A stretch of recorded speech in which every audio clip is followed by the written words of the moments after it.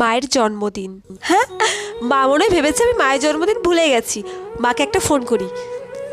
Hello মা, বলছি দেখো তো টেবিলের উপরে একটা অঙ্ক বই আছে, আমি ভুলে গেছি, নিয়ে এসো, আমি নিচেই আছি। ঠিক আছে, তুই একটু ধর। হ্যাঁ ধরছি। মনে তো বললো এখানে অঙ্ক বইটা আছে, কোথায় আমি তো দেখতে পাচ্ছি না। এটা কি, দেখি তো। হ্যাঁ, চাদর? কিরে, অঙ্ক বই তো খুঁজে পেলাম না, এই চাদরটা কার? তুমি কি ভাবলে আমি তোমার জন্মদিন ভুলে গেছি? হ্যাপি বার্থডে মা। তুই তাহলে আমার জন্মদিন ভুলিসনি? তুমি তাড়াতাড়ি রেডি হয়ে এসো, আমি কলেজ টলেজ কোথাও যাচ্ছি না, আজ তোমাকে নিয়ে আমি ঘুরতে যাব। আচ্ছা তুই একটু দাঁড়া, আমি তো রেডি আছি, আমি এক্ষুনি আসছি। ঠিক আছে আসো। সত্যি শুধু মা বাবা নয়, সন্তানরাও তার মা বাবাকে খুব ভালোবাসে।